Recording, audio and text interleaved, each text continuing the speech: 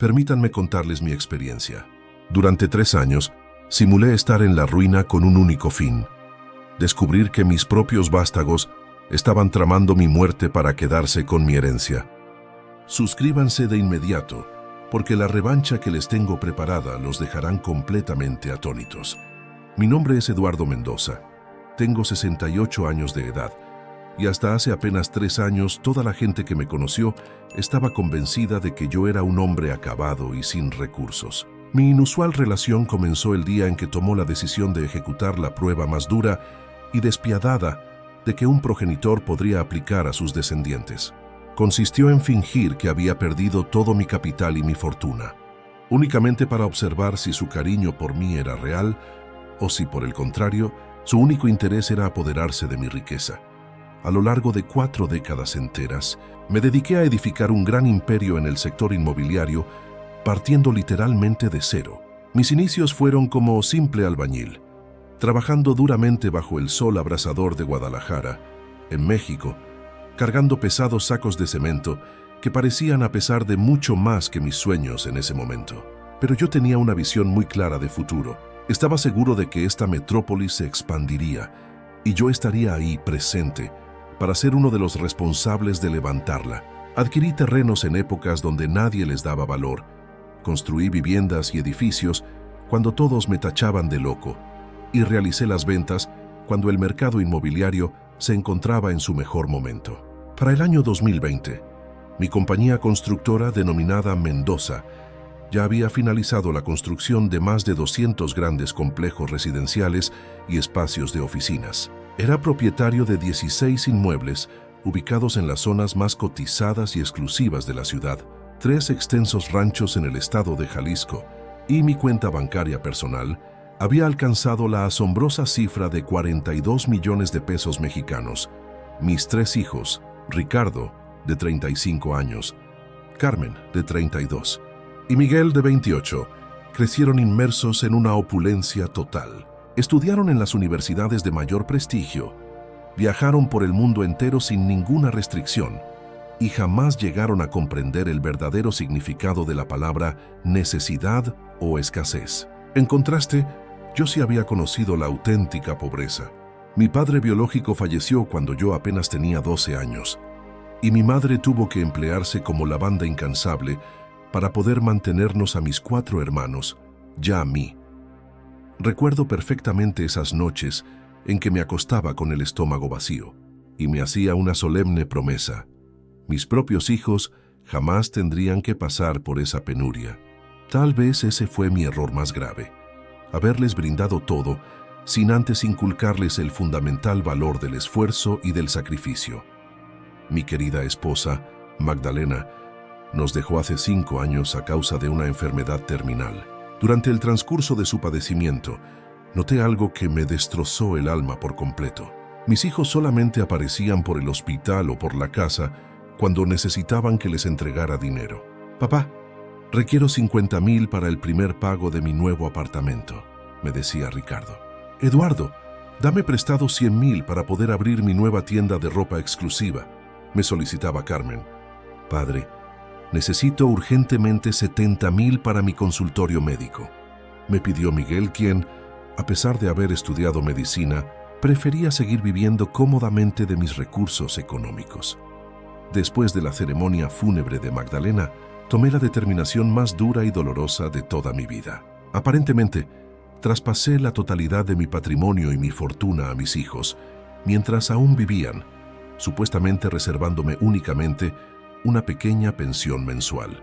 Digo aparentemente porque en realidad logré mantener el 70% de todos mis activos en cuentas secretas localizadas en las Islas Caimán, un hecho que ninguno de ellos conocía ni sospechaba. Los primeros meses de esta farsa fueron completamente desveladores. Ricardo, el primogénito, que había recibido la empresa constructora, empezó a comportarse conmigo como si yo fuera un simple subalterno.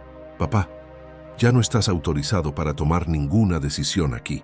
Esto es propiedad mía ahora», me espetó un día justo delante de todos los empleados que habían trabajado conmigo lealmente durante muchísimas décadas.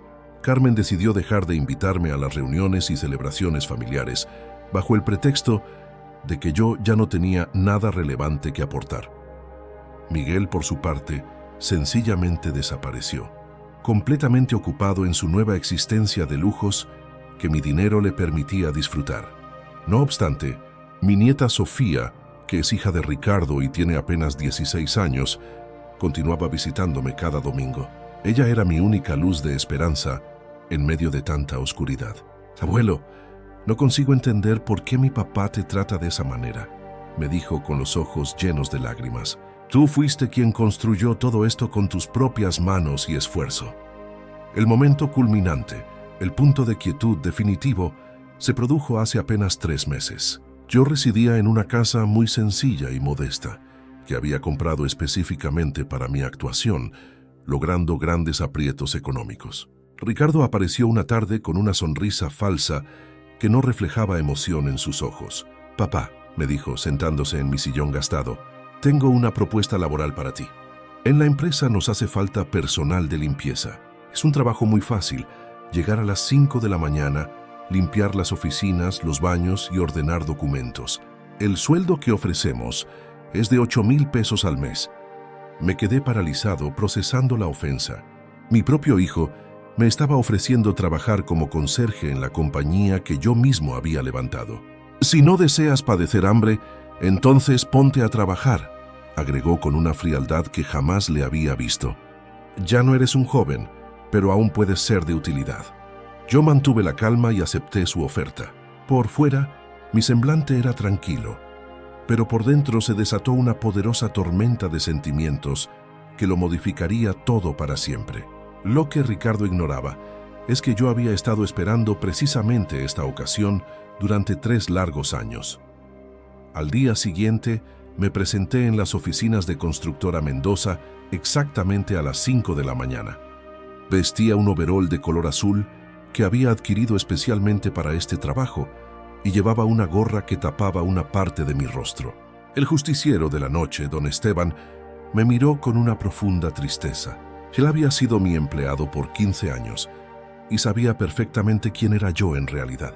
Don Eduardo, me susurró cuando estuvimos a solas, esto está muy mal. Usted fue el fundador de esta empresa. No te preocupes, Esteban, le respondió con una sonrisa que esconde muchos secretos.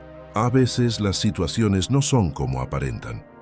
Comencé mi primera jornada limpiando los sanitarios del edificio que yo mismo había diseñado. Cada azulejo, cada llave de agua, cada diminuto detalle había sido supervisado por mí personalmente. Mientras trapeaba los pisos, mi mente recordaba las noches en que había permanecido en ese mismo lugar, trabajando hasta las 3 de la madrugada, planificando proyectos que generarían ganancias millonarias. Mientras me encontraba limpiando la oficina que anteriormente era mi despacho, logré escuchar conversaciones que me congelaron la sangre. Ricardo estaba reunido con 3 individuos que no reconocí, charlando en voz muy baja acerca de envíos especiales y mercancía que no figuraba en ningún registro contable. Uno de ellos mencionó algo sobre lavar el dinero a través de la manipulación del precio de los materiales de construcción. Mi hijo, el mismo que había crecido con principios éticos, el que había estudiado administración de empresas en el Tecnológico de Monterrey gracias a mi esfuerzo, estaba utilizando mi propia empresa para cometer actos totalmente ilegales. A lo largo de la semana, continué con mi labor de limpieza, pero ahora con un objetivo completamente distinto. Cada diálogo que escuchaba, cada documento que veía por casualidad al vaciar los botes de basura, cada llamada que captaba al aspirar las alfombras, todo quedaba registrado en mi memoria y en el pequeño dispositivo de grabación que llevaba escondido en mi overol de trabajo. Carmen se presentó el viernes por la tarde en el despacho de Ricardo. Ni siquiera me saludó. De hecho, mi presencia pareció molestarle. ¿Por qué razón está aquí el anciano?, le preguntó a su hermano. Es el nuevo conserje, contestó Ricardo riéndose con burla. Papá, por fin encontró su verdadero lugar en esta vida. Espero que no se encuentre escuchando nuestros asuntos, añadió Carmen, dedicándome una mirada de absoluto desprecio. Relájate, hermana. A su edad es muy probable que ya esté sordo. replicó Ricardo. Continuaron hablando como si yo fuera completamente invisible. Carmen le reveló a Ricardo que había utilizado papeles falsificados para vender 2 de las propiedades que supuestamente yo le había traspasado. El dinero lo había usado para adquirir un departamento de lujo en Miami, a nombre de una empresa ficticia. ¿Y si el viejo se da cuenta de todo?, preguntó Ricardo con nerviosismo. ¿Qué va a poder hacer? Ya no tiene dinero, ya no tiene poder. Además, Miguel opina que deberíamos considerar encerrarlo en un asilo. Está perdiendo sus facultades mentales, mintió Carmen descaradamente. Esa noche, en mi humilde vivienda, me senté cerca de la ventana recordando las reuniones familiares de años atrás. Magdalena cocinaba. La casa estaba repleta de risas alegres. Los nietos jugaban sin parar. Ricardo me pidió consejos valiosos sobre su carrera. Carmen me abrazaba y me llamaba el mejor padre del mundo. Miguel me enseñaba con orgullo sus altas calificaciones de la Facultad de Medicina. ¿En qué momento preciso todo se transformó? ¿Cuándo fue que el dinero se volvió más importante que la propia familia? El lunes siguiente, mientras realizaba la limpieza del despacho principal, encontré entre los desechos un documento que ratificó mis peores sospechas. Era un contrato fraudulento con una compañía de Sinaloa para servicios de transporte por 2 millones de pesos mensuales. La empresa mencionó que no existía legalmente. Lo sabía porque siempre fui minucioso en mis investigaciones de negocios. Ese mismo día, Sofía vino a verme, pero esta vez venía llorando amargamente. «Abuelo, escuché a mi papá hablando por teléfono. Dice que tendrás que ir a vivir a un hogar para personas mayores porque ya no puedes valerte por ti mismo. Pero tú estás perfectamente bien». La abracé fuertemente mientras planeaba mi siguiente acción. Mi nieta era la única persona de buen corazón en esta familia corrupta, y ella merecía conocer la verdad en el momento oportuno. «No te inquietes, mi niña», le dije acariciando su cabello. «Tu abuelo sabe cuidarse perfectamente bien, y muy pronto vas a entender por qué está sucediendo todo esto». Esa misma noche, llamé a Alejandro Ruiz, mi abogado de total confianza desde hacía 20 años, el mismo que había gestionado mis inversiones secretas. «Eduardo, ¿estás realmente seguro de que deseas seguir adelante con este plan?», ya me preguntó con preocupación. «Más convencido que nunca, Alejandro. Ya ha llegado la hora de que mis hijos comprendan que el parentesco sin respeto no tiene ningún valor». El plan estaba comenzando a tomar una forma definitiva y yo contaba con todos los recursos necesarios para llevar a cabo. La tercera semana trabajando como conserje se transformó en una sucesión de descubrimientos aterradores. Cada día encontraba algo nuevo acerca de la red de crímenes que mis hijos habían tejido, usando mi empresa como simple fachada. No se trataba solo de blanqueo de capital, era una operación de narcotráfico a gran escala, donde mis camiones de construcción eran utilizados para transportar estupefacientes desde Michoacán hacia el norte del país. El miércoles, limpiando la oficina de Ricardo, escuché una llamada que me dejó sin aliento. Estaba coordinando con alguien llamado el jefe el envío de 500 kilogramos de material especial camuflado dentro de sacos de cemento. «Descuida, amigo», dijo Ricardo con una familiaridad que me provocó horror. «Mi viejo está ocupado barriendo los pisos. Ni siquiera recuerda qué día es hoy». Tras colgar, Ricardo llamó a Carmen. El diálogo que mantuvieron a continuación destruyó toda esperanza que pudiera quedarme. «La transferencia de las propiedades de Vallarta ya está lista», informó Carmen. «Utilicé la firma que practicamos por meses. El notario ni siquiera dudó que la firma del viejo fuera auténtica». «Excelente. ¿Y qué tal el asilo que fuiste a ver?», preguntó Ricardo. «Perfecto. Se llama Casa de Reposo San Rafael. Cuesta 20,000 pesos mensuales, pero una vez que lo internamos allí, tendremos poder legal total sobre todo. Miguel ya contactó a un especialista que confirmará la demencia senil, y si el viejo se opone, míralo, está trapeando los baños que él mismo levantó. Evidentemente, ya perdió el juicio. Será sencillo convencer a cualquier juez». Mi corazón se hizo añicos, pero mi mente se llenó de una furia fría y calculadora. Estos individuos no eran mis hijos. Eran delincuentes que habían crecido bajo mi mismo techo. Esa tarde, al terminar mi jornada, Conduce a un café con internet en el centro de la ciudad. Mediante una cuenta de correo electrónico anónimo, envió un mensaje crucial a Alejandro Ruiz. Activa la fase 2. Necesito detectives privados, un experto forense en cuentas y contactos en la agencia antidrogas. El presupuesto es ilimitado. Al llegar a mi casa, Sofía me estaba esperando en la pequeña sala llorando sin consuelo. «Abuelo». Escuché la conversación completa entre mi papá y mi tía Carmen. Me dijo entre sollozos: «Van a internarte en un asilo y van a robarse todo tu dinero, pero yo sé que estás bien». La abracé, sintiendo que ella era el único resplandor en esta tormenta familiar. «Sofía, hija mía, debes confiar en tu abuelo. Pronto, todo va a cambiar, pero por ahora necesito que actúes como si no supieras nada. ¿Podrías hacer esto por mí?» «Sí, abuelo, pero tengo mucho miedo». Papá ya no es la misma persona.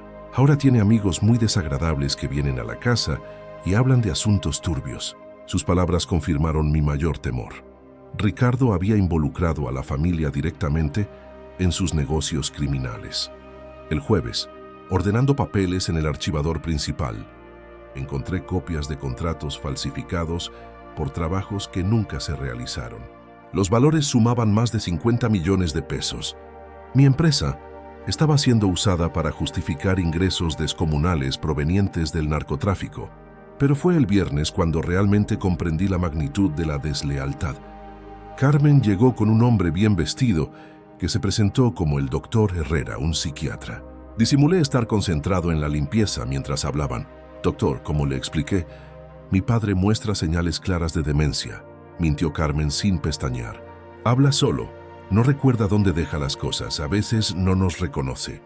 «¿Y los episodios de agresividad?», preguntó el supuesto médico. «Cada vez son más frecuentes. Ayer quiso agredir a mi hermano Ricardo, diciendo que le habíamos robado dinero. Claramente son delirios de paranoia». «Comprendo. Con el certificado que voy a expedir, ustedes podrán iniciar el procedimiento de incapacidad legal. Una vez que sea declarado incompetente, tendrán control total sobre sus bienes y decisiones médicas». «¿Cuánto demorará el proceso?», le preguntó Carmen con impaciencia. «Con los contactos adecuados, podremos tener la resolución en 2 semanas». Ella le entregó 5,000 pesos en efectivo al falso doctor. Yo grabé todo el encuentro con mi dispositivo oculto. Esa noche, en mi casa, recibí la llamada esperada. «Eduardo, ya lo tengo todo listo», me informó Alejandro. «Los investigadores reunieron pruebas suficientes para enviar a tus hijos a la cárcel por 20 años. ¿De verdad quieres continuar?».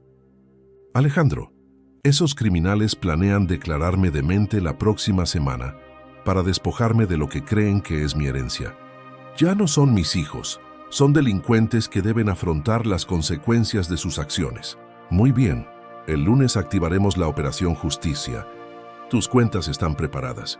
La fiscalía ya tiene las pruebas y el equipo de abogados está listo». Colgué el teléfono y me sirvió un trago. Miré la foto de Magdalena. «Mi amor», susurré. «Nuestros hijos se transformaron en monstruos, pero no permitiré que arruinen el patrimonio que edificamos juntos». El sábado, Sofía me visitó, pero esta vez traía novedades que me hicieron acelerar los aviones. «Abuelo, papá está muy angustiado. Dice que el lunes va a pasar algo muy importante contigo. Tía Carmen compró maletas y está reservando un viaje a Miami. Y tu papá está empacando cajas y hablando de mudarse a otro lugar. Dice que pronto seremos inmensamente ricos». Sonreí y acaricié su cabello. Mis hijos pensaban que el lunes sería su día de gloria, pero en realidad sería el inicio de su caída. El domingo por la noche hice la última llamada a Alejandro. «Adelanta todo para mañana a primera hora. Quiero que, cuando lleguen a declararme insano, se encuentren con la sorpresa de sus vidas». El lunes llegué a la oficina a las 5 de la mañana, como de costumbre, pero esta vez mi actitud no era la del Eduardo Mendoza derrotado que había estado fingiendo.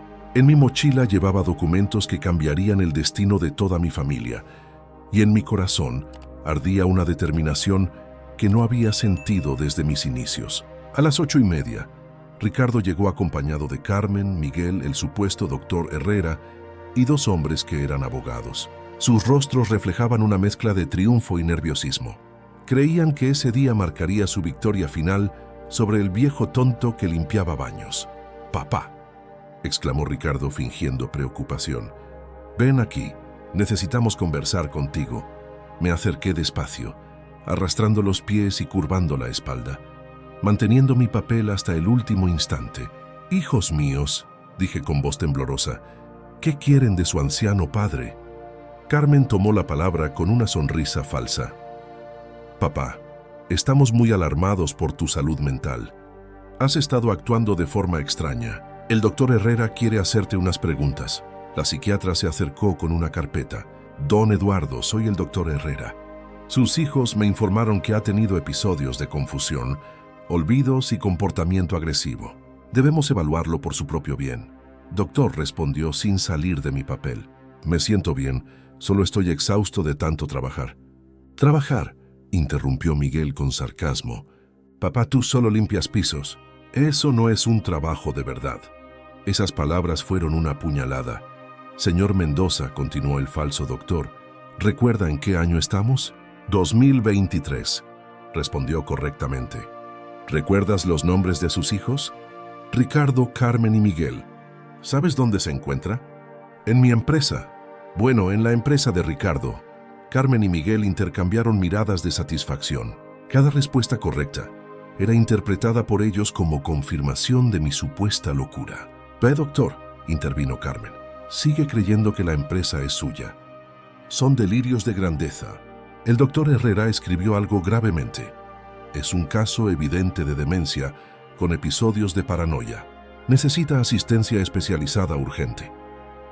Uno de los abogados, un hombre con anteojos, sacó un documento notariado.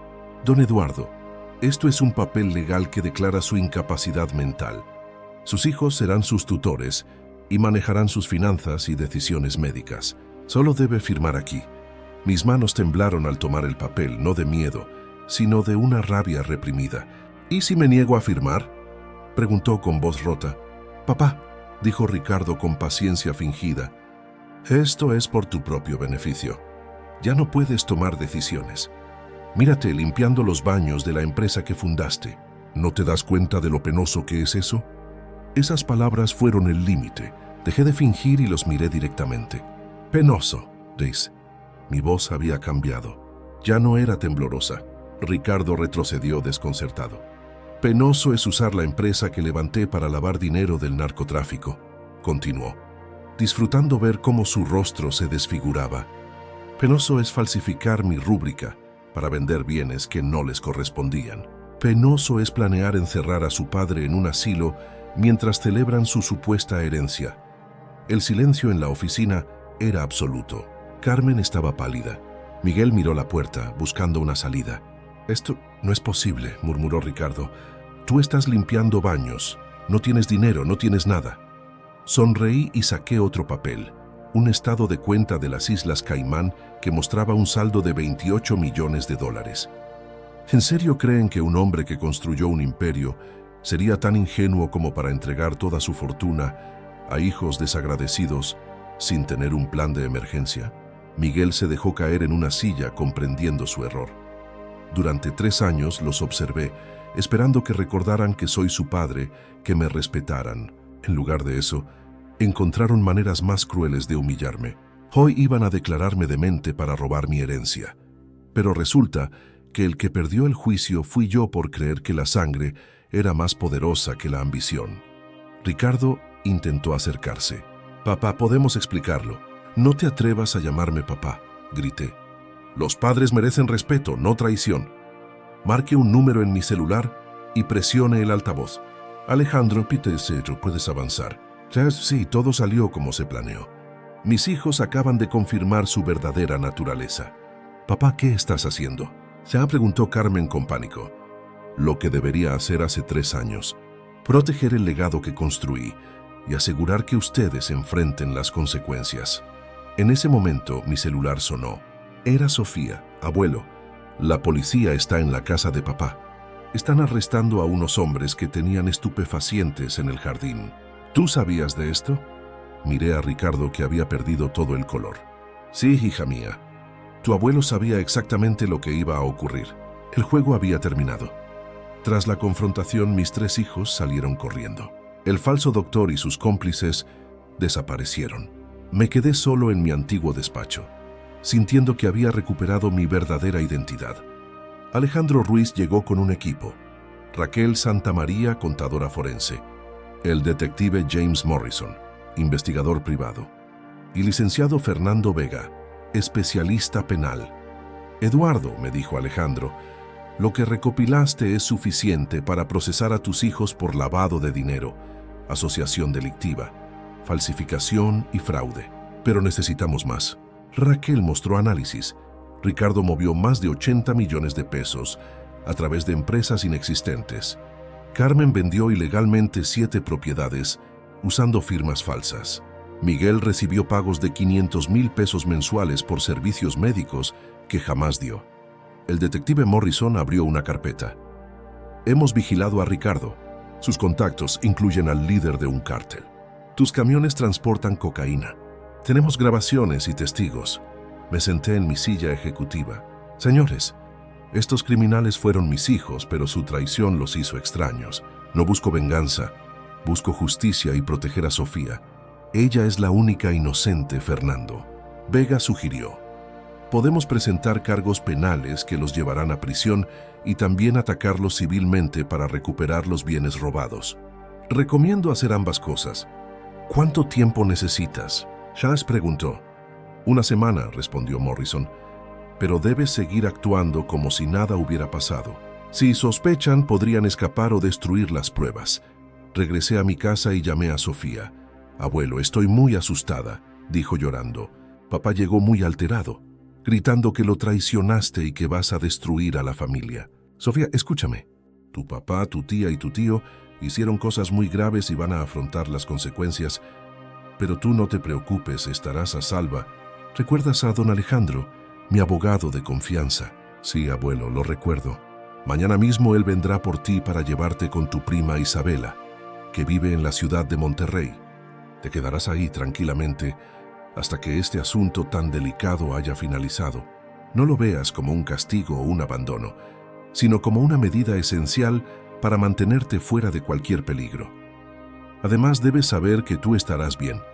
Tu abuelo ha conseguido superar situaciones mucho más complicadas que esta, mi vida, pero es vital que confíes plenamente en mí y que sigas mis indicaciones al pie de la letra.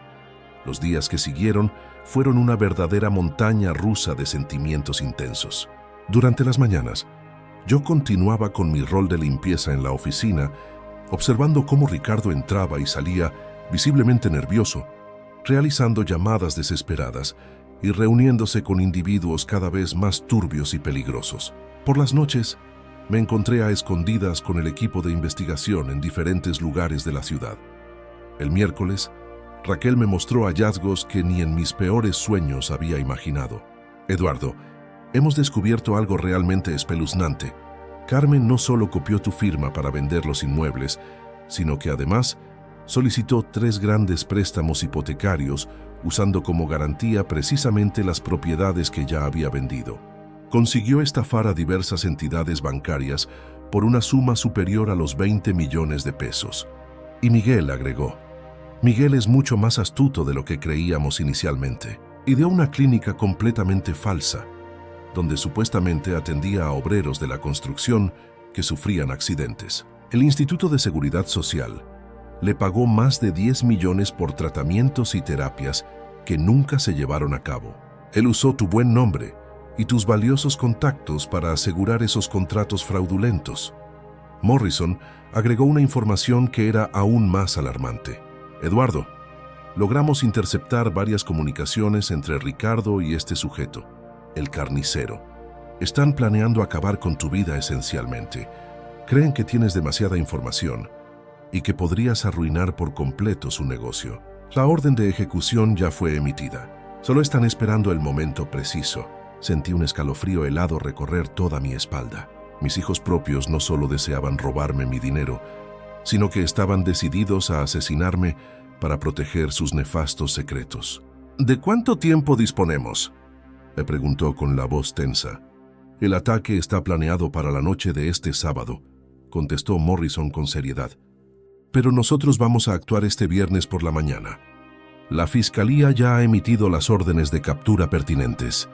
Esa noche, solo en mi casa, descorché una botella de un buen tequila que había guardado celosamente desde la gran inauguración de mi primer edificio en el año 1998.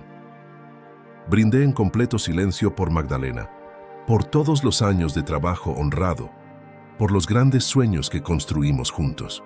Mi amor, le susurré a su fotografía. Nuestros hijos se desviaron por completo, pero no voy a permitir que manchen el legado que dejamos. Sofía sabrá la verdad sobre sus abuelos y un día, estoy seguro, comprenderá la razón de estas decisiones tan difíciles.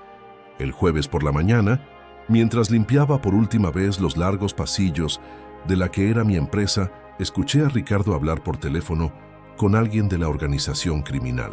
Sí, jefe, ya está todo acordado para mañana por la noche. El anciano va a sufrir un accidente mientras regresa a su vivienda. Simulará ser un robo que salió mal. Sonreí con tristeza mientras continuaba con el trapeador.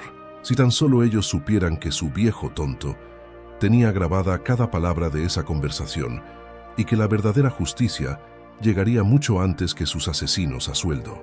El viernes se convertiría en el día del ajuste de cuentas final y yo estaría completamente preparado para ver cómo la verdad salía a la luz.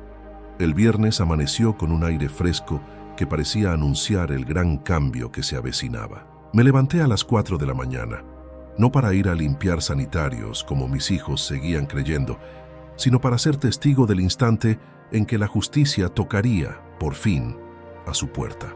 Alejandro me había dado la instrucción de que me quedara en mi casa esa mañana. Eduardo, es mejor que no estés en la oficina cuando todo ocurre. Los agentes federales van a llegar a las 7 en punto y no deseamos que Ricardo o sus socios piensen que tú lo planeaste todo desde dentro. Desde la ventana de mi modesta vivienda, observé cómo 3 camionetas oscuras se estacionaban disimuladamente en varios puntos cercanos al edificio de la constructora. Mi corazón latía con intensidad, no por miedo, sino por la expectativa del desenlace. Después de largos meses de soportar humillaciones, por fin iba a ver cómo se hacía justicia. A las 7:15 de la mañana mi teléfono sonó. Era Morrison. Eduardo, los agentes ya están adentro. Ricardo intentó huir por la puerta trasera, pero lo detuvimos. Carmen no se encontraba en la oficina, pero ya tenemos equipos en su casa y en su tienda de ropa. Miguel está siendo arrestado ahora mismo en su consultorio falso. ¿Y las pruebas? Encontramos cocaína oculta en 3 de los camiones que estaban en el patio. También localizamos los documentos que confirman los negocios con la organización. Tu hijo deberá enfrentar cargos federales por narcotráfico. Colgué la llamada y me sirvió una taza de café, saboreando el momento más que la bebida. Por 3 años había aguantado desprecios y traiciones. Ahora la balanza de la justicia se estaba equilibrando. Una hora más tarde, Alejandro llegó a mi casa con todos los detalles del operativo. Eduardo, fue un éxito total. Ricardo está detenido por tráfico de drogas, blanqueo de dinero y manejo de recursos ilegales. Carmen fue arrestada en su residencia cuando intentaba quemar papeles. Miguel se desmayó cuando los oficiales llegaron a su consultorio y descubrieron los registros falsos de la Seguridad Social. Y Sofía ya se encuentra a salvo en Monterrey con su prima. Le dijimos que su padre tiene problemas legales, sin darle todos los detalles. Eso te corresponderá a ti cuando lo creas conveniente. Me senté en mi sillón favorito, el mismo donde leía cuentos a mis nietos y meditaba sobre lo ocurrido. No sentí felicidad, sino una tristeza muy profunda mezclada con un gran alivio. Había recuperado mi valor, pero había perdido a mis hijos para siempre. Alejandro, ahora debemos activar la segunda parte. Quiero recuperar todas las propiedades que me robaron y asegurarme de que cada centavo desviado vuelva a su lugar. Ya lo tengo listo. Raquel ha presentado demandas civiles para recuperar los bienes. Las cuentas bancarias de tus hijos fueron bloqueadas. Los inmuebles que vendieron ilegalmente están siendo embargados. Tendrán que devolverlo todo con intereses. Durante los días siguientes, me dediqué a retomar el control absoluto de mi compañía. Lo primero que hice fue despedir a todos los empleados que de alguna forma estuvieron involucrados en las actividades criminales de Ricardo. Don Esteban, el justiciero nocturno, fue una de las pocas personas honestas. Don Eduardo, me dijo con lágrimas, yo sospechaba algo, pero temía hablar.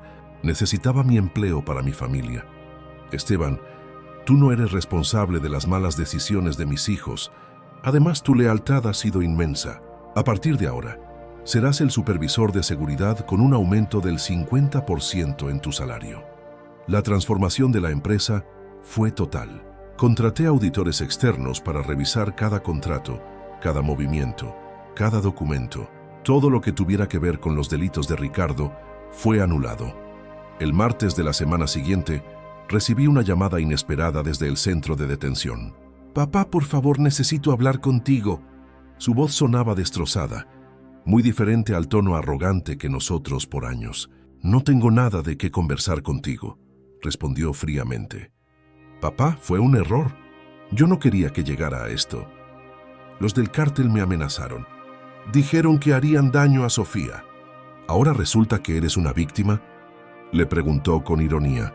«Y exactamente cuando te forzaron a decirme, si no quieres pasar hambre, ponte a trabajar. ¿Cuándo te obligaron a planear internarme en un asilo?». El silencio me confirmó que no tenía respuestas.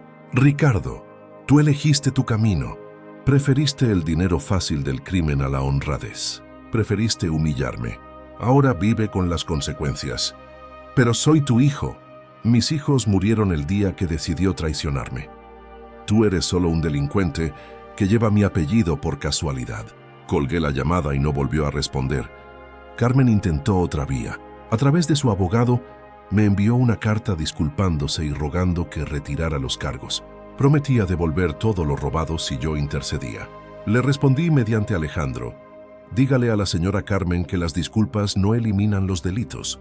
Si quería clemencia, debía pensarlo antes de falsificar mi firma y planear declararme demente». El mayor cambio se dio en mi vida diaria. Ya no me levantaba a las 5 para limpiar. Ahora llegaba a los 8 como el dueño legítimo. Los empleados honestos me recibieron con respeto sincero, no con lástima. Reinstalé mi oficina tal y como estaba antes de la traición. El escritorio de madera, mi silla de cuero, las fotos. Era como si hubiera despertado de una pesadilla. Una tarde, revisando planos, Sofía me llamó. «Abuelo, ¿es cierto que mi papá está en la cárcel?». «Sí, mi niña. Tu padre hizo cosas muy malas y debe responder por ellas. Pero tú puedes ayudarte. Tienes mucho dinero, ¿verdad?». Su inocencia me conmovió. «Sofía, el dinero no puede comprar el perdón cuando alguien ha lastimado tanto a sus seres queridos. Tu padre no solo me robó, me humilló y planeó mi daño. Eso no se perdona con dinero. ¿Y yo qué voy a hacer? Ya no tengo a mis papás. Tienes un abuelo que te ama más que a su propia vida y que se asegurará de que nunca te falte nada. Cuando cumplas los 18, heredarás todo lo que él construyó. Pero mientras tanto vas a estudiar, ser una buena persona y comprender que la honradez vale más que cualquier riqueza». Esa conversación me dio un nuevo propósito: asegurar el futuro de la única persona pura de la familia. El viernes de esa semana recibí la noticia que esperaba. Las 3 propiedades vendidas por Carmen fueron recuperadas legalmente. Los compradores de buena fe fueron indemnizados con dinero de las cuentas congeladas de mis hijos. Terminé de leer el informe. Me recosté en mi silla y sonreí por primera vez en mucho tiempo. La justicia se había cumplido. 3 semanas después de las detenciones, Raquel Santamaría llegó a mi oficina con una carpeta enorme. «Eduardo, lo que encontramos va mucho más allá de lo que imaginamos», me dijo. «Tus hijos no eran solo ladrones oportunistas, eran parte de una red de corrupción que llegaba a altos niveles de gobierno». Me senté preparándome. Durante décadas, construí mi prestigio con honestidad. Saber que mis hijos usaron mi nombre para actividades criminales era un golpe al alma. «Empecemos por Ricardo», continuó Raquel. «Su relación con el carnicero comenzó 5 años atrás, cuando tú aún manejabas la empresa. Ricardo utilizó contactos honestos que tú tenías en el gobierno, alcaldes, inspectores, para facilitar las operaciones del cártel. Todos creían que estaban ayudando al respetable Eduardo Mendoza. Morrison mostró fotos de Ricardo reunido con el criminal, planificando rutas de distribución usando los edificios como tapadera. Cada edificio que construías se volvía un punto estratégico para las drogas, me explicó. Sentí náuseas y Carmen es más sofisticada. No solo falsificó tu firma, creó una red de empresas falsas en Miami y Panamá. Lavó más de 120 millones de pesos con inversiones ficticias. Pero lo peor, agregó Morrison, Carmen vendía información sobre proyectos públicos a grupos criminales rivales. Cuando tu empresa ganaba licitaciones, ella filtraba los detalles de seguridad a bandas que asaltaban materiales o secuestraban obreros para pedir rescates. Sentí un vacío. ¿Cuántos trabajadores salen heridos?, Paco preguntó. Morrison miró sus notas. 7 fueron secuestrados en los últimos 3 años, 5 liberados. Pero 2 familias perdieron a sus padres porque Carmen vendió información que facilitó los ataques. Las lágrimas cayeron por mi rostro. Habían confiado en mí y mis hijos los habían puesto en peligro. Las familias lo saben, ¿no? Legalmente no podemos decirles hasta el juicio. Pero cuando esto se sepa, será un desastre para la reputación de tu empresa. Caminé a la ventana viendo mis edificios, ahora manchados de sangre inocente. ¿Y Miguel? Díganme que él no estuvo en asesinatos. Fernando Vega intervino. Miguel eligió otro camino, pero igual de ruina. Creó la red de clínicas falsas. Cuando los obreros se lesionaban de verdad, los convencía de cometer fraudes, inflando los diagnósticos. Pero lo peor es que muchos terminaron con adicción a medicamentos controlados, que Miguel les recetaba ilegalmente para mantener los expedientes abiertos. No solo robaron dinero, destruyeron vidas humanas. ¿Tienen pruebas de todo esto?, te preguntó. Grabaciones, documentos, testimonios, fotos. Tenemos lo suficiente para mantener a tus 3 hijos en prisión por 30 años, aseguró Morrison. Abrí el cajón y tomé la foto de Magdalena. Mi amor, nuestros hijos se convirtieron en monstruos que no reconozco. Pero te juro que voy a reparar cada daño. Compensaré a cada familia lastimada. Alejandro puso su mano en mi hombro. Eduardo, hay algo más. Los documentos revelaron que, además de planear tu muerte, estaban preparando un testamento falso donde te declaraban incompetente y desheredaban a Sofía. Ella habría quedado en la calle. La furia me invadió. Habían planeado robarle el futuro a mi nieta inocente. Señores, dije con voz gélida, quiero que procedan con todo el peso de la ley. No quiero ningún acuerdo, ninguna negociación. Quiero que enfrenten las consecuencias completas de cada uno de sus crímenes. ¿Estás seguro? Una vez en los tribunales no habrá vuelta atrás. Más que seguro. Mis hijos eligieron ser criminales. Ahora van a descubrir que la justicia también sabe elegir. Esa noche llamé a Sofía. Abuelo, ¿va a salir en las noticias lo que hizo papá? Ya sí, mi niña, y será difícil. Pero quiero que sepas que nada de esto es tu culpa. Y yo te protegeré. Si la gente habla mal de nuestra familia, nosotros somos las decisiones que tomamos. Tú y yo elegimos ser honestos. Eso es lo que importa. El lunes comenzaría la fase final.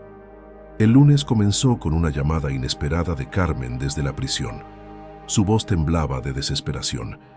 Eduardo, por favor, escúchame, me rogó usando mi nombre, como si ya supiera que había perdido el derecho de llamarme padre. Los abogados dicen que tienes pruebas, pero puedo explicarte, puedo devolverte el dinero. Prestado, repetí con ironía. Falsificar mi firma no es un préstamo. Causar la muerte de 2 trabajadores inocentes no es un préstamo. Planear declararme demente no es un préstamo. Pero yo no quise que muriera nadie. Los secuestros se salieron de control. Yo solo di los horarios. ¿Y eso te absuelve? ¿El hecho de no calcular las consecuencias?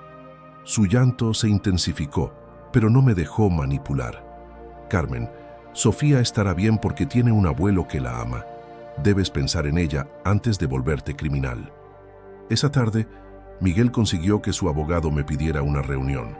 Acepto en mi oficina, con Alejandro presente y grabando todo. Miguel llegó demacrado. Padre, sé que cometí errores, pero fueron errores, no crímenes, intentó. Miguel, le dije sin emoción, ¿cómo llamas a recetar opiáceos a personas sanas para mantener expedientes abiertos? ¿Cómo define crear adicciones para robar dinero? Un abogado intervino. Mi cliente está dispuesto a declararse culpable de los cargos menores a cambio de que retire las acusaciones más graves. Ofrece rehabilitación y trabajo comunitario. ¿Trabajo comunitario? Me levantó indignado. ¿Saben cuántos obreros luchan ahora contra la adicción porque mi hijo los convirtió en drogas para robar al gobierno? ¿Saben cuántas familias destrozó? Y lo peor, usaron mi reputación para cometer estos delitos. El otro abogado sugirió resolverlo discretamente por la imagen de mi empresa.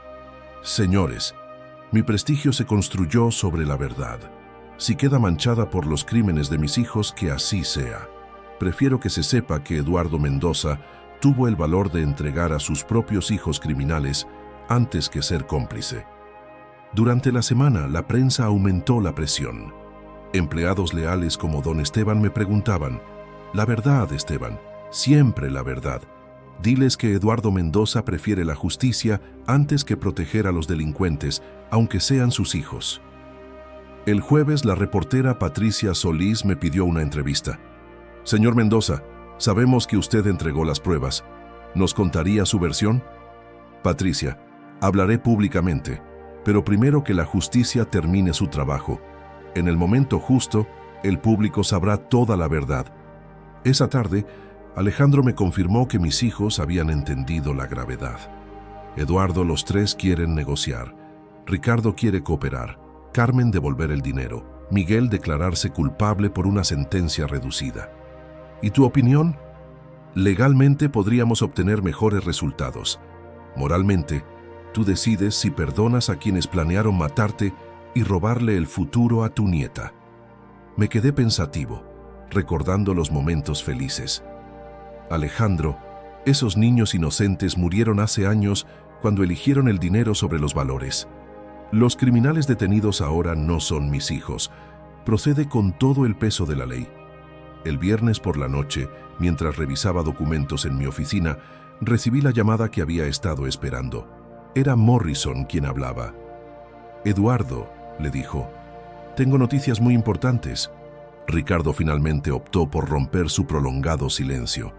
Manifestó su total disposición a colaborar con la justicia, a dar su testimonio en contra del temido criminal apodado el Carnicero Vargas y desenmascarar toda la red del cártel. Su exigencia a cambio de esta cooperación crucial era obtener protección del gobierno federal. La información que él pudiera entregar tenía el potencial de desmantelar por completa la organización delictiva. ¿Y qué implicaciones tiene todo esto para el proceso legal de mi hijo?, preguntó con seriedad. La respuesta fue clara. Las autoridades están listas para ofrecerle una reducción considerable de su condena si demuestra una colaboración absoluta, pero para poder seguir adelante necesitan indispensablemente tu aprobación como la víctima principal del caso.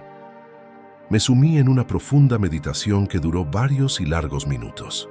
Por una parte, Ricardo estaba recibiendo una oportunidad de enmendar en parte sus errores, contribuyendo a la captura de delincuentes mucho más peligrosos que él. Por otro lado, no podía olvidar que aquel hombre seguía siendo el hijo que me había menospreciado, traicionado mi confianza y, peor aún, planeado mi asesinato. Finalmente tomé la determinación. Morrison, comunícale a Ricardo que acepta su cooperación con las autoridades, pero le pongo una condición innegociable. Su declaración judicial debe incluir hasta el último detalle sobre cómo manipuló mi buen nombre y mi prestigio para llevar a cabo sus delitos. Exijo que reconozca públicamente que jamás estuve involucrado en sus acciones ilegales. En cuanto a las consecuencias para él, que enfrente las que sean necesarias. La justicia debe cumplirse en su totalidad, sin atenuantes, pero si su colaboración sirve para impedir que más familias inocentes caigan en las garras y el sufrimiento del cártel, entonces que se haga su parte. Es vital que se proteja a la gente buena. Esa misma noche, antes de irme a dormir, marqué el número de Sofía con la intención de prepararla anímicamente para los sucesos que estaban por venir. Abuelo, mis amigas de la escuela me están preguntando mucho sobre lo que sale en las noticias. ¿Qué se supone que debo decirles? Me preguntó con una mezcla de curiosidad e inquietud. Diles la verdad, mi querida niña, le respondí con firmeza. ¿Y cuál es esa verdad? Diles que tu abuelo descubrió que tu papá estaba haciendo cosas muy malas, actos perversos, y tomó la dolorosa pero correcta decisión de entregarlo a la policía, porque entendió que la justicia es un valor más grande y fundamental que el lazo familiar, sobre todo cuando ese lazo familiar está envuelto en el error y el crimen. ¿Y cuándo podrá regresar para verte?, insistió. Muy pronto, Sofía, muy pronto, aseguró. Una vez que todo este difícil proceso concluya, tú y yo vamos a empezar una vida completamente nueva, limpia y honesta, tal como debe ser para nosotros y para la memoria de tu abuela. Vamos a construir un futuro lleno de tranquilidad. El lunes de la semana siguiente estaba marcado en el calendario como el día del inevitable careo final, el momento en que toda la verdad saldría a la luz de manera pública e ineludible. El lunes, con la mañana bien avanzada, justo a las 10 en punto, hice mi entrada al imponente Palacio de Justicia. Me acompañaban mi abogado, Alejandro, y la totalidad de mi equipo legal. Los pasillos estaban a reventar, llenos de periodistas, cámaras de televisión por doquier y una multitud de curiosos que se habían congregado para atestiguar lo que los medios de comunicación ya habían bautizado como el caso Mendoza. Un evento extraordinario, cuando un padre decide entregar a sus propios hijos a las autoridades por ser criminales.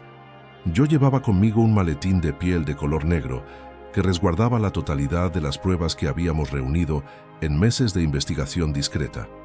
Documentos bancarios cruciales, grabaciones de audio comprometedoras, fotografías que revelaban sus actividades, testimonios detallados de las víctimas y registros de llamadas telefónicas.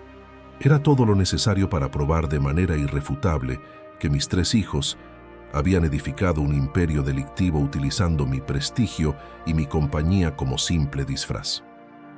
Al cruzar el umbral de la sala de audiencias, volvió a verlos por primera vez desde el instante en que fueron arrestados. Ricardo se veía desgastado, con un aspecto demacrado, exhibiendo unas profundas ojeras y un traje notablemente arrugado que contrastaba dramáticamente con la pulcra elegancia que acostumbraba mostrar al dirigir mi corporación.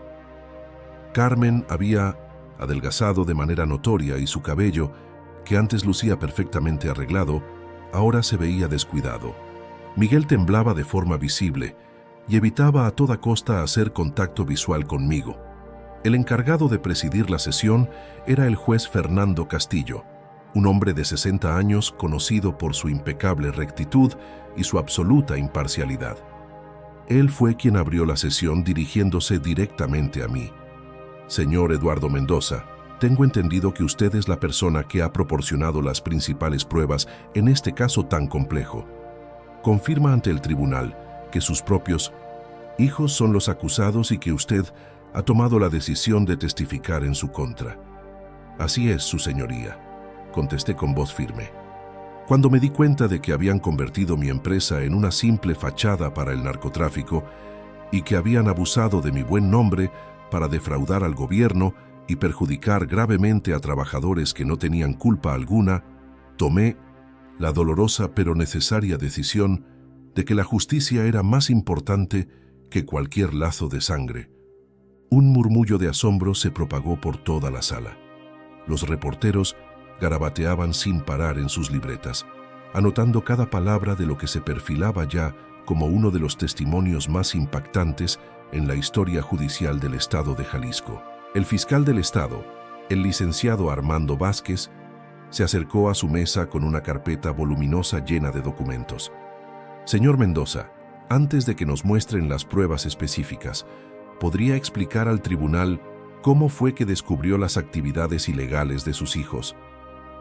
Tomé una respiración profunda y comenzó a narrar los hechos, omitiendo por el momento los detalles de mi actuación como conserje.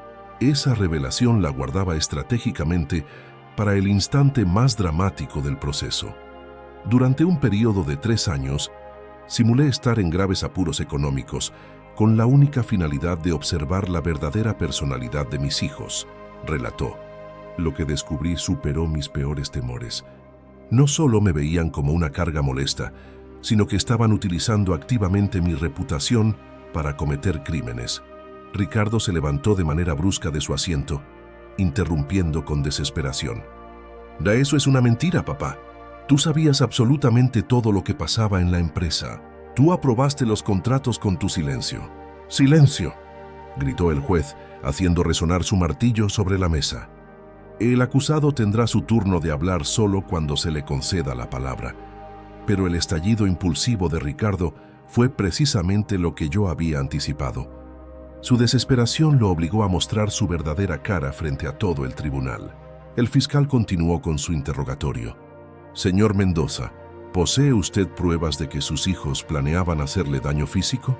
Saqué de mi maleta el pequeño dispositivo de grabación y reproduje la conversación escalofriante donde Ricardo coordinaba mi asesinato con miembros del cártel. Mi propia voz llenó el recinto, seguida por la de mi hijo, planificando con total frialdad mi muerte. Sí, jefe. Ya está todo listo para mañana en la noche. El viejo va a tener un percance mientras regresa a su casa. Simulará ser un asalto que se salió de control. Se escuchó con claridad. El silencio que se instaló en la sala fue absoluto y tenso. Carmen comenzó a llorar, pero no eran lágrimas de arrepentimiento sincero, sino de pánico al darse cuenta de que toda su estrategia de defensa se estaba cayendo a pedazos. Su señoría, continuó, controlando mi emoción. Esta grabación fue hecha el jueves, inmediatamente anterior a su arresto. El supuesto accidente estaba programado para el sábado por la noche. Si las fuerzas del orden no hubieran accionado en el momento preciso, yo no estaría aquí hoy para declarar. El juez Castillo tomó notas detalladas mientras escuchaba atentamente la grabación. Señor Mendoza, ¿cómo logró usted obtener esta grabación? Sonreí levemente, pues sabía que había llegado el momento cumbre de la revelación. Su señoría. La obtuve porque durante las semanas previas a que fueron detenidos, trabajé como conserje dentro de mi propia empresa, dije con calma. Mis hijos me habían conseguido ese puesto, creyendo que yo era un anciano inofensivo que no tenía más opción que limpiar sanitarios para poder sobrevivir. Mientras yo trapeaba los pisos, ellos discutían abiertamente sus crímenes, sin tener la menor idea de que cada una de sus palabras quedaba grabada. La explosión de murmullos y exclamaciones en la sala fue instantánea. Los periodistas se miraban unos a otros con incredulidad, varios ya marcando a sus editores para informar sobre este giro inesperado y dramático en la historia. Carmen se levantó de golpe, gritando histéricamente: «¡Eso no es posible! Tú estás completamente demente. Nadie en su sano juicio haría algo así». Carmen le respondió con una calma que helaba la sangre. «¿Recuerdas esa vez que le dijiste a Ricardo que el viejo ya había perdido el juicio porque lo habías visto limpiando los baños que él mismo había ordenado construir? ¿Recuerdas también cuando planearon internarme en el asilo Casa de Reposo San Rafael, con el fin de que fuera más sencillo manejar mis finanzas si me declaraban mentalmente incapacitado?» Su rostro se descompuso totalmente al comprender que había sido grabado justo en sus momentos de mayor crueldad. El fiscal Vázquez aprobó el instante para presentar más pruebas irrefutables.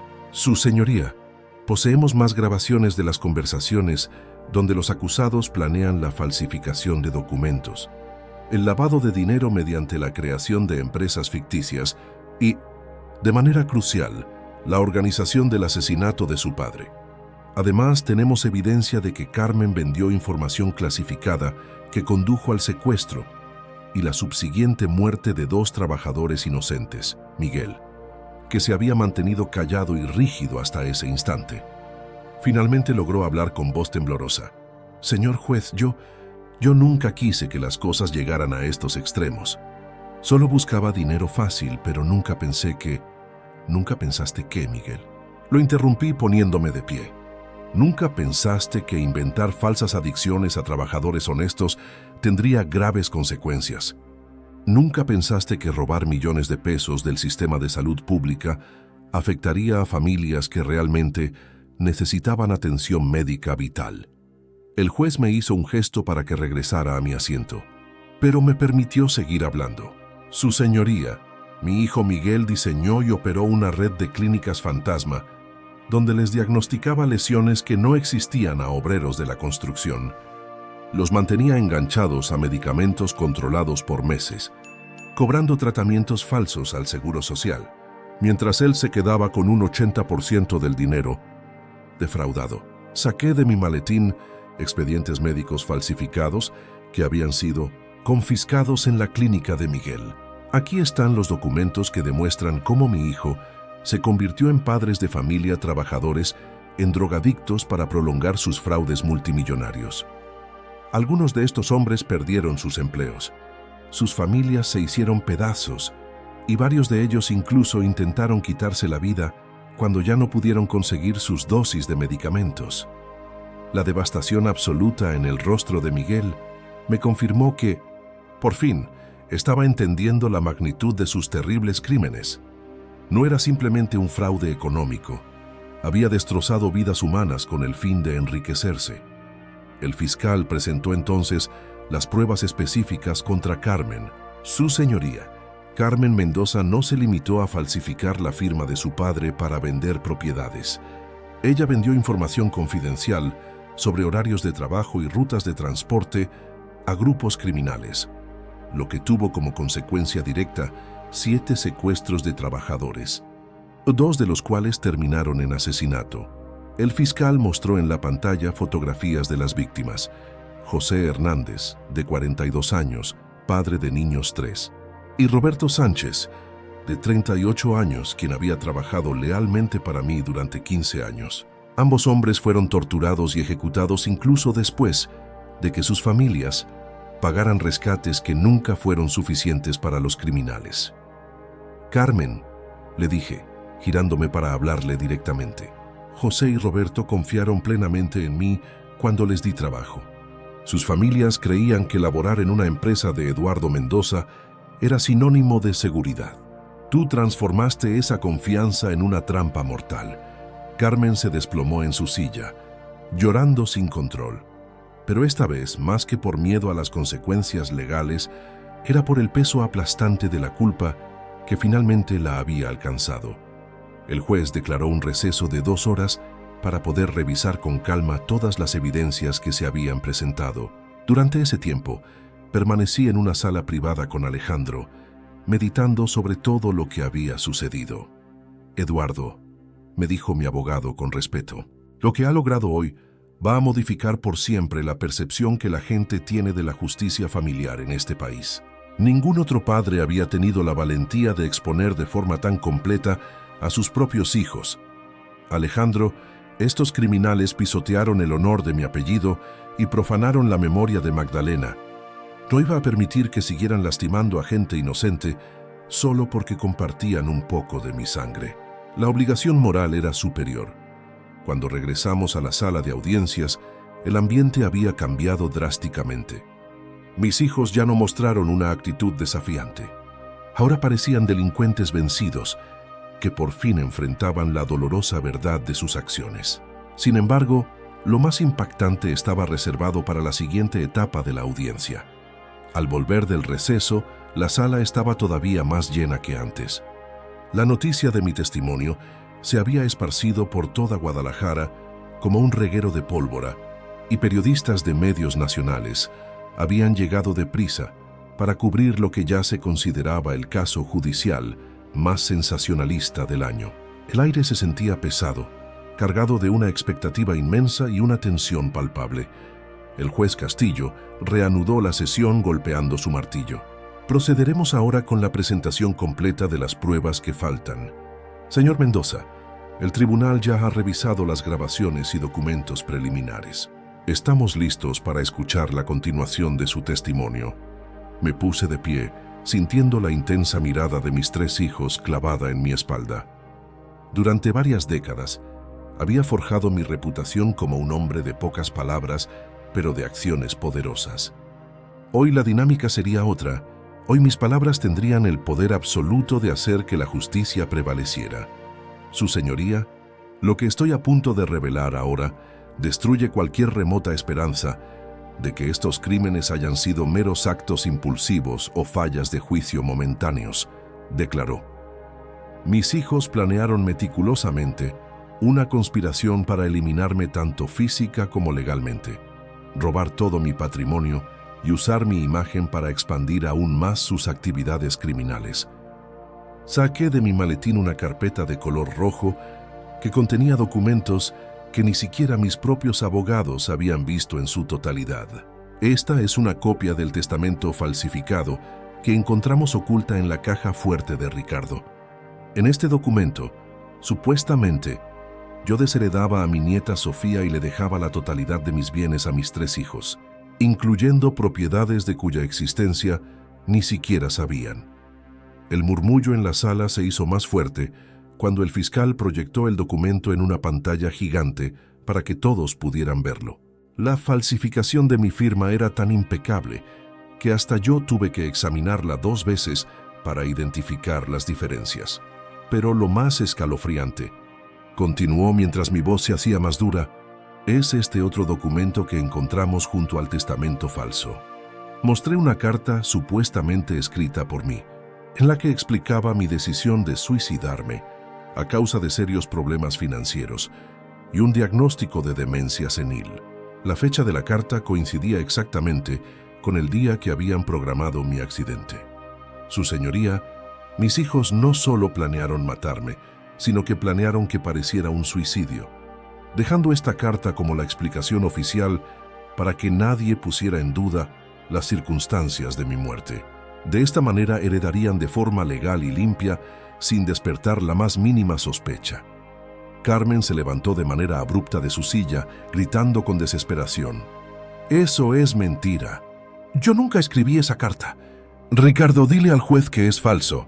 Pero Ricardo permaneció completamente inmóvil, con la cabeza gacha, sabiendo que cualquier intento de defensa solo empeoraría su ya comprometida situación. El fiscal Vázquez se acercó con más pruebas concluyentes. Su señoría, el análisis grafológico ha confirmado que esta carta fue escrita por Carmen Mendoza, intentando imitar con sumo cuidado la caligrafía de su padre.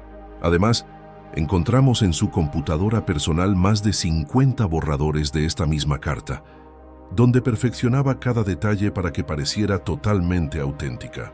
La revelación provocó una reacción explosiva en toda la sala. Los periodistas susurraban con urgencia entre ellos, algunos ya escribiendo los titulares que aparecerían en los periódicos de la tarde. Hijos planean asesinato y falsifican suicidio del padre. Señor Mendoza, intervino el juez, con el rostro serio. ¿Hay más pruebas de esta conspiración tan elaborada? Sí, su señoría, mucho más, respondió. Saqué entonces una serie de fotografías que el detective Morrison había tomado en secreto. Estas imágenes muestran a Ricardo reunido con el carnicero Vargas en febrero de este año, 3 meses antes de que me ofrecieran el trabajo de conserje. Según el testimonio de un informante del cártel que ahora coopera con las autoridades, en esa reunión discutieron específicamente el plan para deshacerse de mí. Las fotografías eran pruebas demoledoras. Ricardo estrechando la mano del narcotraficante más buscado de Jalisco, riendo mientras se pasaban un sobre lleno de dinero, posando junto a camionetas blindadas del cártel. Pero lo que más me duele y me desgarra, continuó, sintiendo que mis emociones comenzaban finalmente a resquebrajar mi compostura, es esta grabación que logramos obtener de la residencia de Carmen.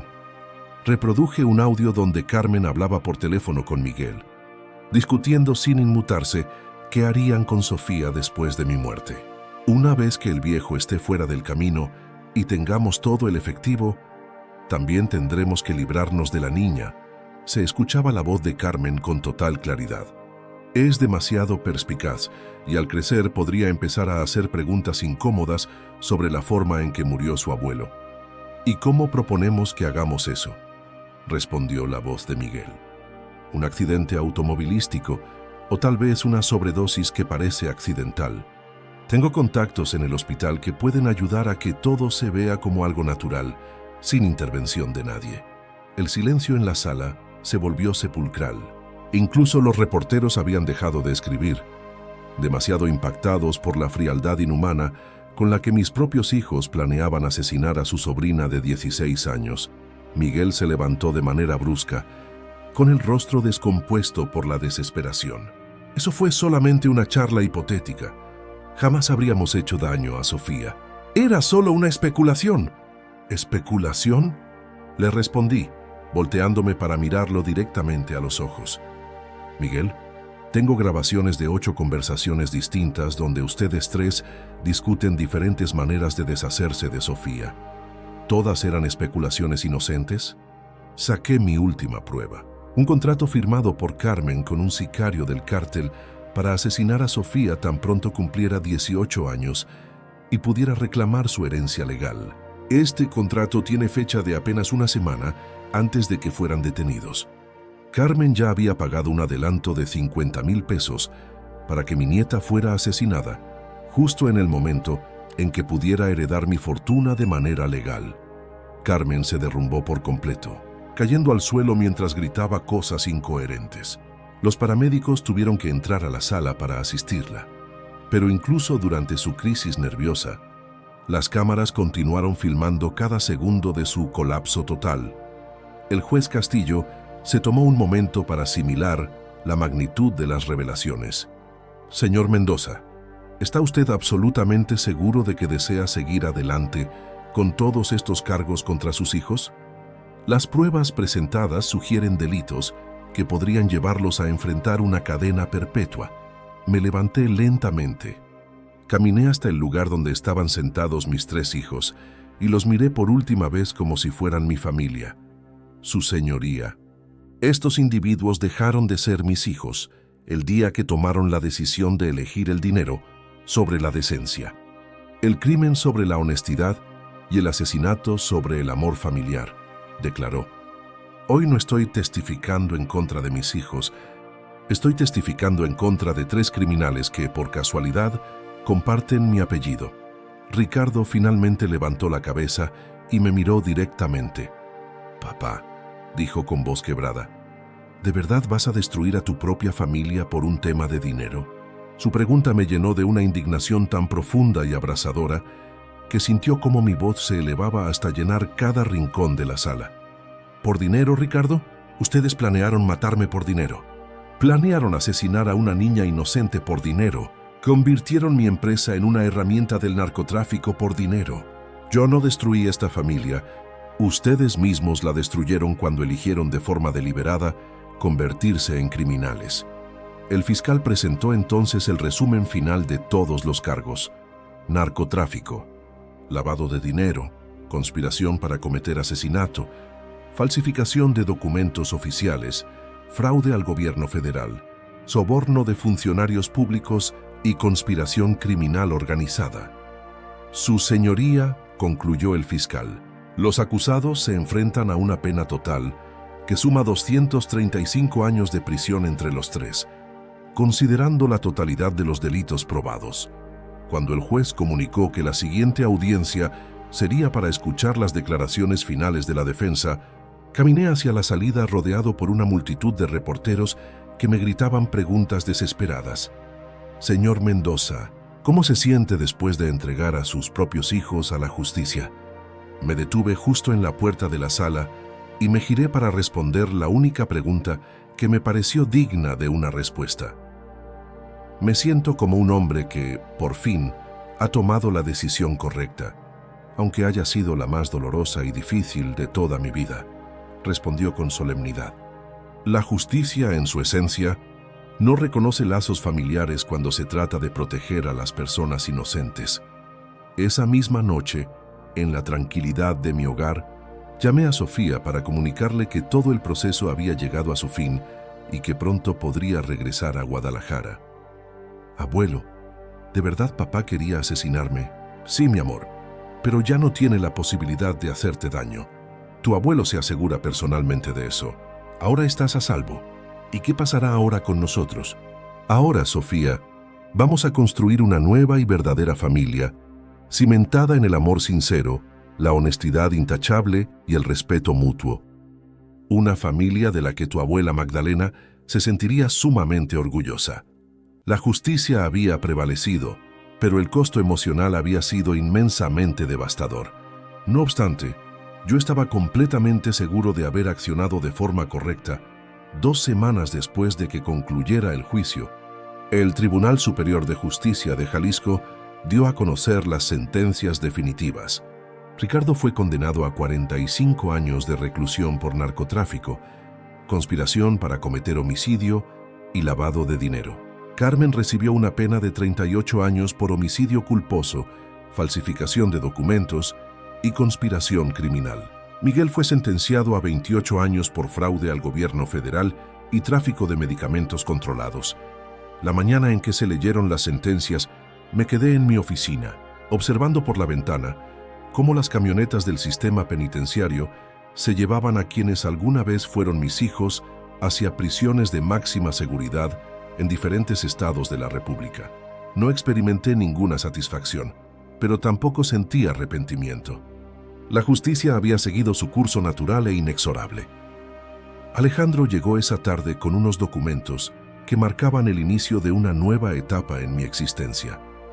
Eduardo, todas las propiedades que fueron robadas han sido recuperadas legalmente. Los inmuebles que Carmen vendió utilizando documentos falsificados están de nuevo a tu nombre. Los fondos desviados por Ricardo han sido confiscados y depositados en bajo cuentas tu control directo. Y los daños a las víctimas. Eso es lo que más me enorgullece de tu decisión, me comentó con una sonrisa genuina.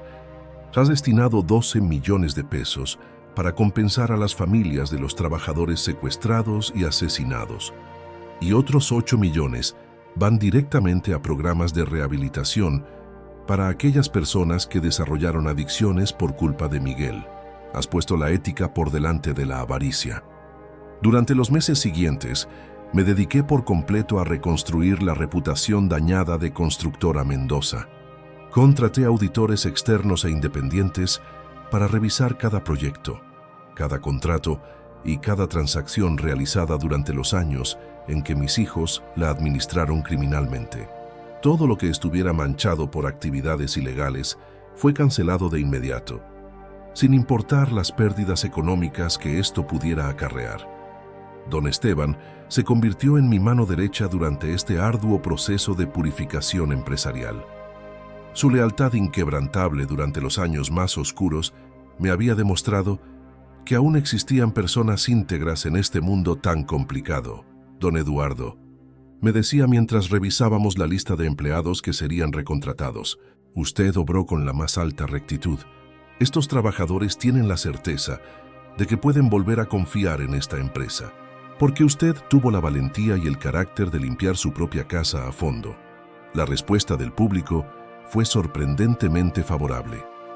Lejos de ser condenado por traicionar a mi familia, la mayoría de la gente me respetó profundamente por haber colocado la justicia por encima de los lazos sanguíneos.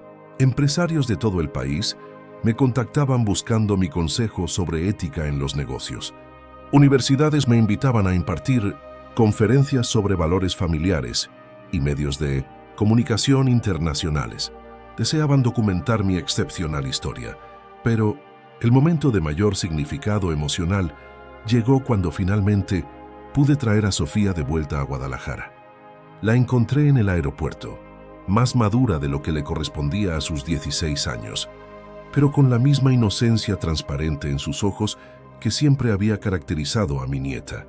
Abuelo, me dijo mientras nos dábamos un largo y tierno abrazo. Leí todos los periódicos. Sé que fue una tarea muy dura para ti hacer lo que hiciste. Sofía, lo más difícil no fue entregarlos a la justicia, mi vida. Lo más complicado fue darme cuenta de que los había perdido como hijos mucho antes de que fueran arrestados. Su alma ya estaba perdida. Durante el trayecto de regreso a casa, le explicaron los cambios que se habían producido en su ausencia. Hija mía, vendí la casa grande donde vivía tu papá. Esa propiedad estaba marcada por demasiados recuerdos dolorosos. Compré una casa nueva en la zona de las Águilas, con un jardín amplio, piscina y un estudio donde podrás dedicarte a pintar y estudiar. También contraté a la señora Elena como ama de llaves, pero sobre todo para que sea tu compañía mientras yo estoy en el trabajo. Y la empresa es más sólida que nunca, pero ahora opera bajo principios éticos completamente distintos. Cada sabe empleado que nos dedicamos exclusivamente a proyectos legales, éticos y que generan un beneficio real para la comunidad. Incluso iniciamos un programa de construcción de viviendas de interés social, donde las familias pueden pagar su casa con horas de trabajo en lugar de solo dinero. Los meses que siguieron fueron de reconstrucción emocional tanto como empresarial. Sofía se adaptó rápidamente a su nueva vida, destacando en sus estudios y mostrando un talento extraordinario para el diseño arquitectónico. Con frecuencia, la encontré dibujando planos de edificios, siguiendo quizás de forma inconsciente mis propios pasos. Abuelo, me dijo una tarde mientras trabajábamos juntos en mi estudio de casa, quiero estudiar arquitectura igual que tú. Quiero construir edificios hermosos que realmente ayuden a la gente. Sofía, serás una arquitecta magnífica, porque ha aprendido desde muy joven que el verdadero valor de construir no está en enriquecerse, sino en mejorar la calidad de vida de los demás. En octubre de ese mismo año, recibí una llamada totalmente inesperada del director general de penitenciarías del estado. Señor Mendoza, su hijo Ricardo ha solicitado una reunión con usted. Afirma que tiene información vital que podría ser de gran ayuda para desmantelar completamente la estructura del cártel de Jalisco Nueva Generación. ¿Estaría dispuesto a escucharlo? Reflexioné durante varios días antes de dar una respuesta. Una parte de mí sintió una cierta curiosidad por saber si Ricardo había experimentado algún atisbo de arrepentimiento auténtico, pero otra parte temía que solo fuera otra táctica de manipulación desesperada. Acepto la reunión, pero con condiciones muy estrictas, respondí con claridad. Será grabada en su totalidad.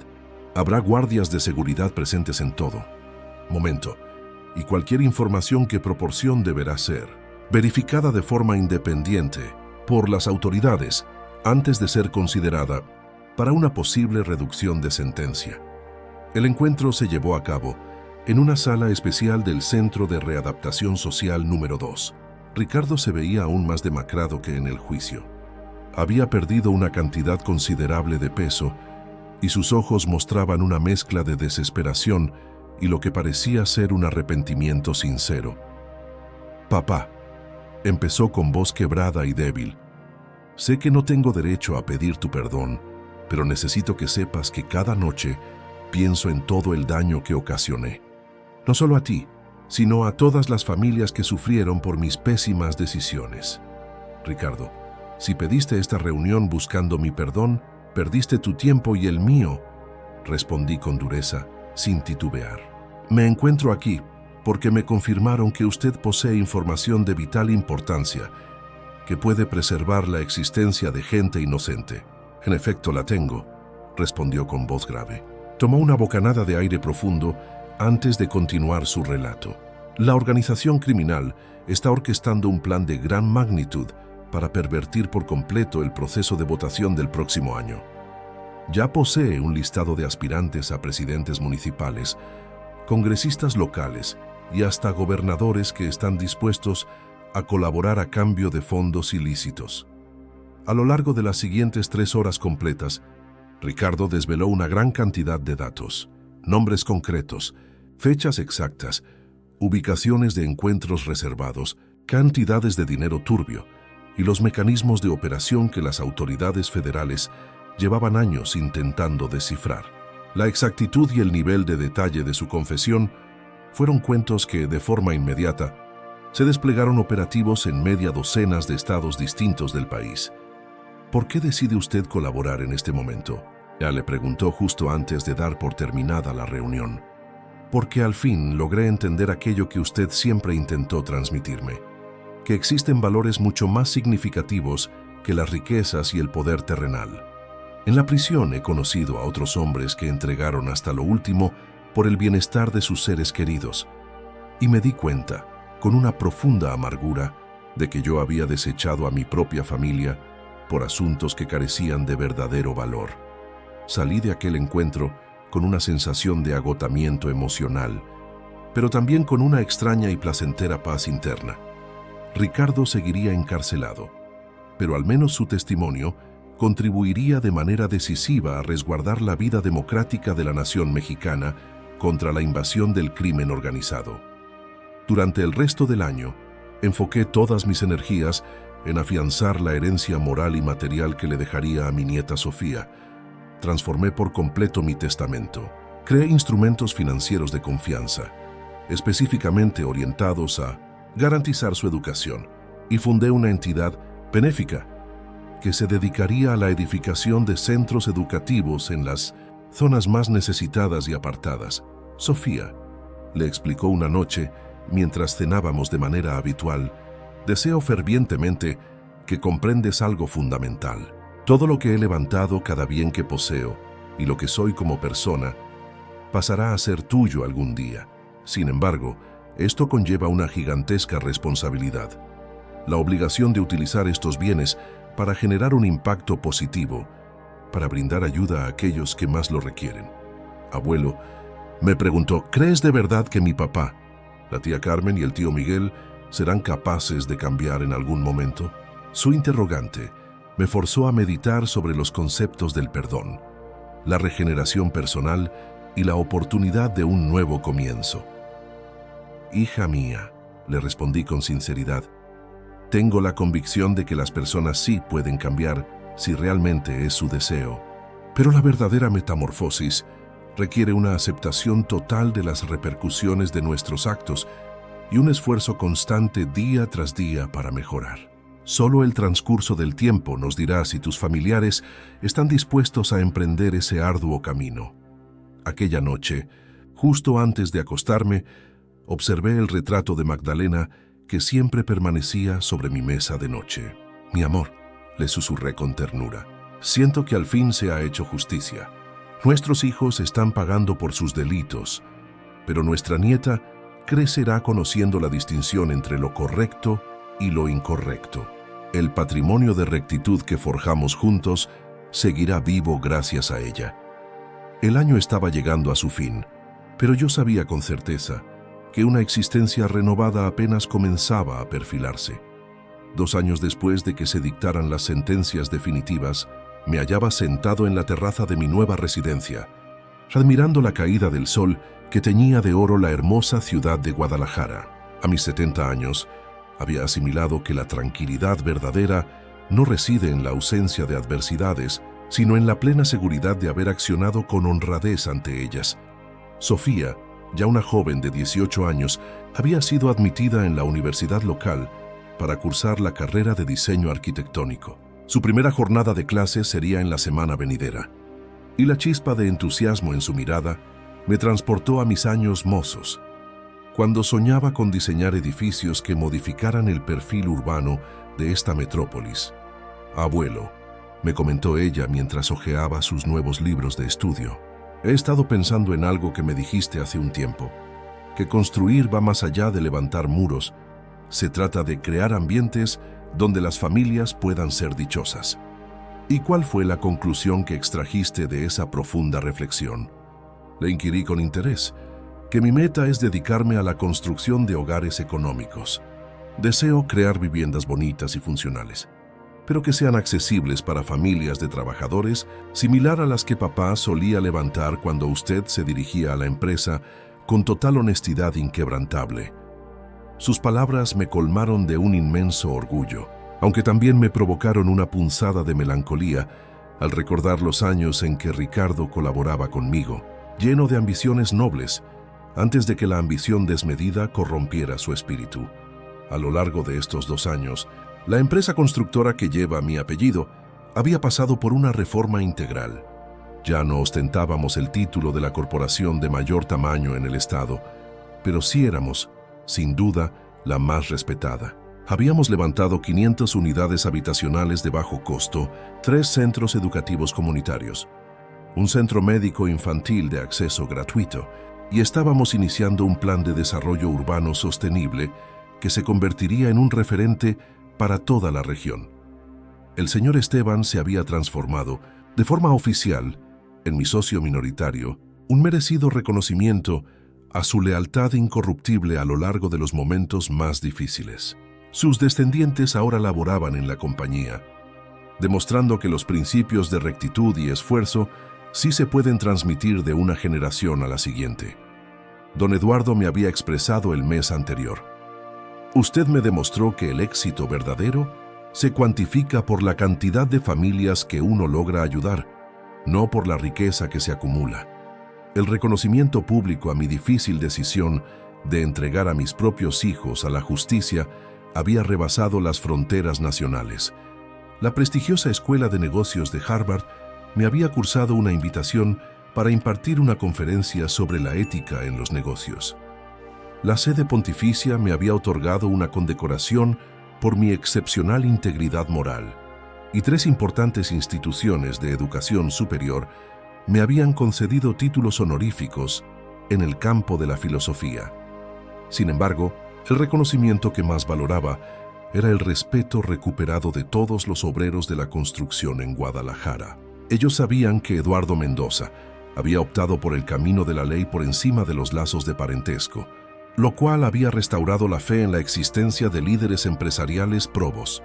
Una tarde del mes de noviembre, recibí una misiva inesperada proveniente del centro penitenciario.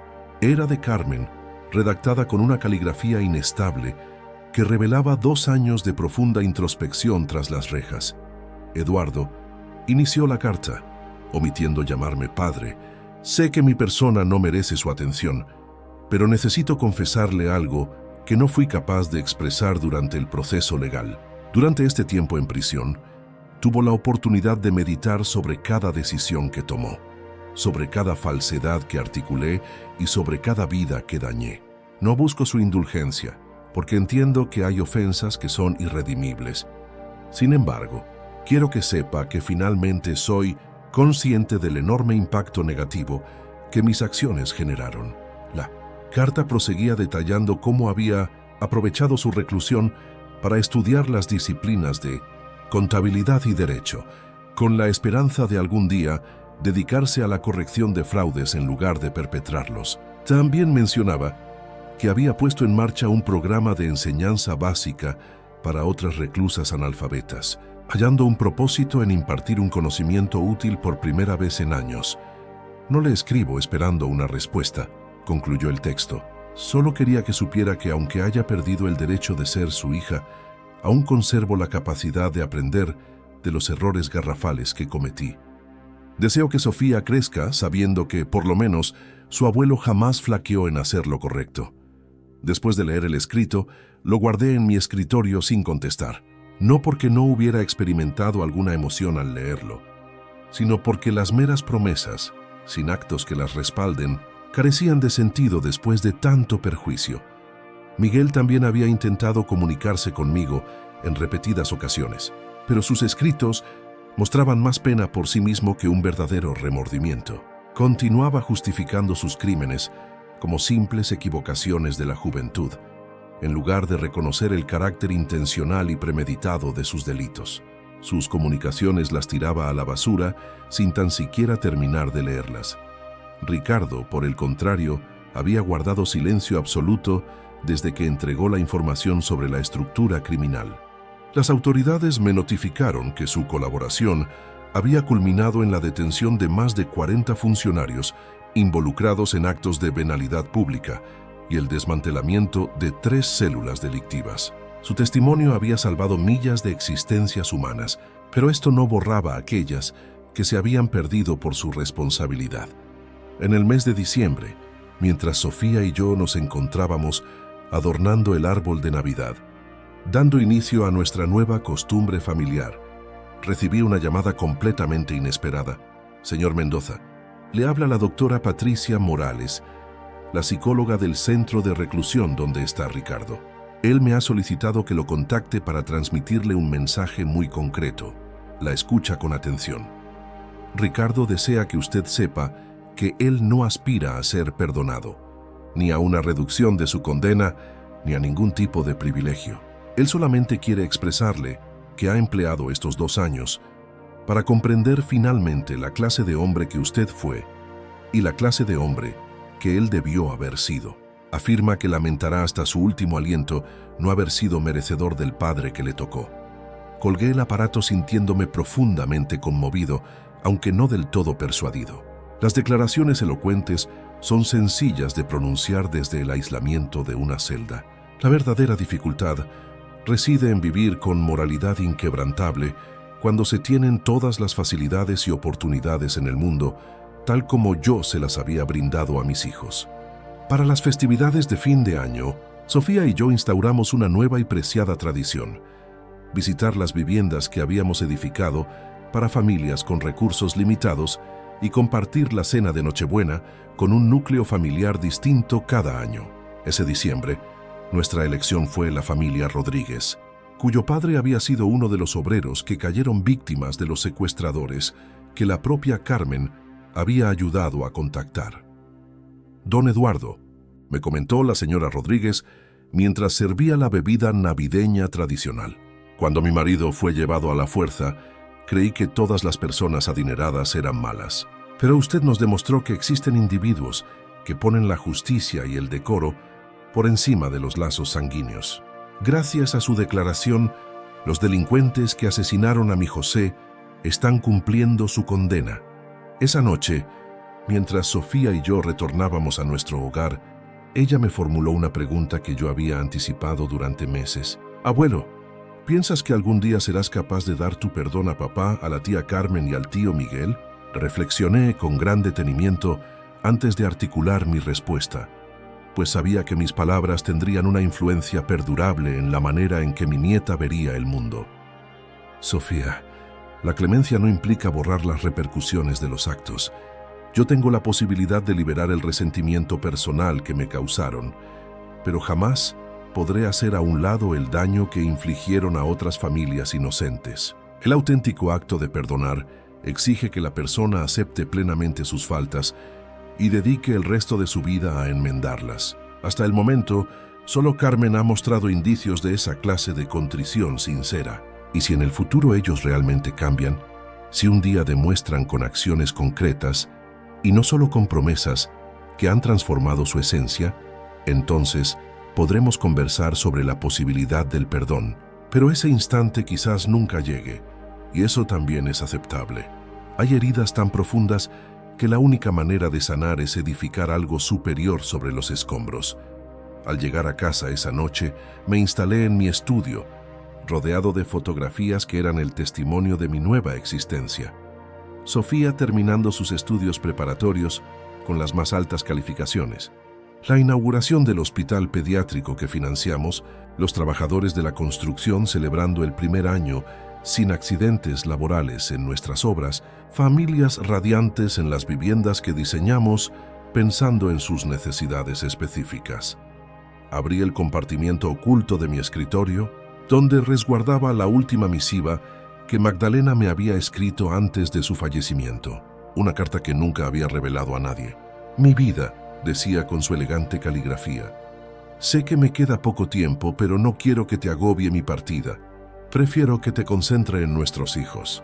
Detectó señales inquietantes en ellos: demasiado apego al dinero y muy poco respeto por el esfuerzo honesto.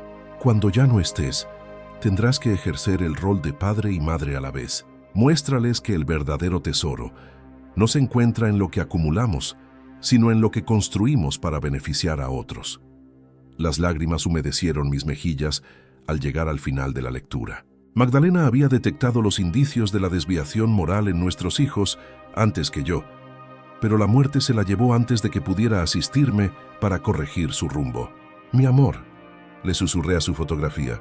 Me esforcé por educarlos, pero ya era demasiado tarde. Sin embargo, Sofía está creciendo, con los principios correctos. Ella es la hija que ambos anhelamos tener. Esa noche, mientras me disponía a descansar, recibí una llamada de Alejandro. «Eduardo, tengo noticias relevantes. El Organismo Nacional de Defensa de los Derechos Humanos desea entregarte el Galardón Nacional al Coraje Cívico por haber desenmascarado la corrupción, a pesar del alto costo personal que implicó. La ceremonia se llevaría a cabo en la capital, con la asistencia del presidente de la nación». «Alejandro», preguntó, «¿sabes qué me haría más feliz que cualquier premio? ¿Qué sería, dime?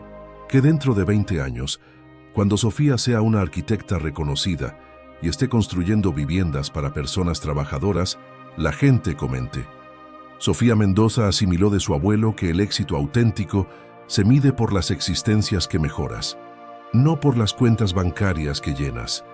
Al finalizar la conversación, me dirigí a la ventana de mi habitación y contemplé la extensión de las luces nocturnas de Guadalajara.